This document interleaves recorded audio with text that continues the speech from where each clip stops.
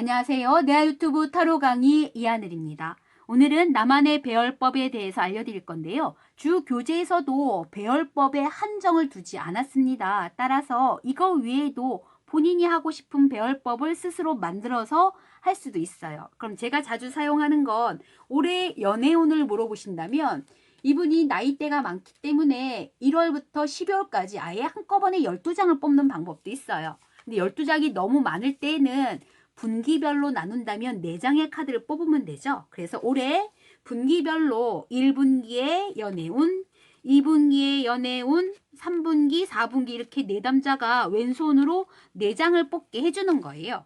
그래서 그 중에 가장 괜찮은 연애운은 어느 분기에 해당합니다 라고 얘기할 수가 있는 겁니다. 다 안 좋아요? 그럼 다 안 좋으면 제가 내년으로 가시면 된다라고 말씀을 드렸습니다.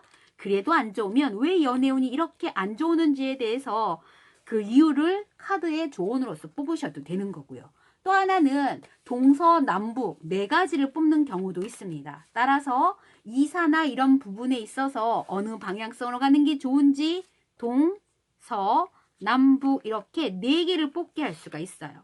그래서 만약에 2가지가 괜찮게 나오면 동쪽 그리고 남쪽 둘 다 괜찮네. 그러면 동남쪽도 괜찮다고 보는 거니까 3가지 정도 생각해 보세요 라고 얘기하면 되고, 서쪽과 동쪽 서로 동떨어지게 나온다면 서쪽도 괜찮고 동쪽도 괜찮습니다. 2군데서 컨택하시면 돼요 라고 얘기해 주면 되는 겁니다. 그래서 동남쪽일 수도 있고 북서쪽일 수도 있어요. 2개가 다 좋다면 이렇게 북서쪽, 동남쪽 이런 식으로 얘기를 하셔도 구체화시켜도 상관은 없습니다. 그래서 4가지로 설명하는 방법을 제가 가장 많이 쓰기는 해요. 그리고 또 하나는 지난번에도 말씀드렸지만 바디 스프레드라고 해서 머리부터 발끝까지 전부 다 건강 문제에 있어서 혹은 문제성이 보이는 어떤 신체 부위에 특정화 시켜서 카드를 놓고 뽑을 수도 있는 거예요. 그래서 머리, 그리고 특별히 갑상선 쪽이라면 갑상선, 안면 부위,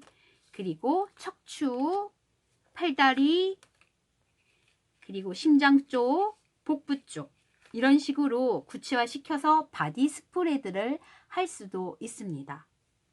그리고 바디 스프레드 이외에도 집의 구조물에 있어서 안방, 건넌방, 그래서 지금 우리가 집을 갈 수 없지만 집의 기운으로서 한번 집의 상황을 볼게요 라고 얘기해서 현관부터 훑어도 되고 안방부터 훑어도 돼요. 현관, 안방, 그리고 작은 아이가 쓰는 방, 그리고 큰 아이가 쓰는 방, 마지막으로 거실 하나 정도 이렇게 해서 흐름이 어느 정도 나오는지.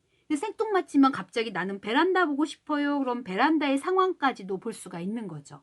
그래서 집의 구조를 완전히 통틀어서 집의 어떤 부분에 에너지가 막혀 있는지에 대한 조언들도 할 수가 있는 거예요. 그래서 나만의 배열법은 굉장히 많습니다. 본인이 하면서 여러 가지 배열법을 스스로 창조해내도 별 무리가 없다면 당연히 본인이 제일 잘 쓰는 배열법을 만들어내시는 것도 괜찮은 거예요. 나만의 배열법 적극적으로 추천드립니다.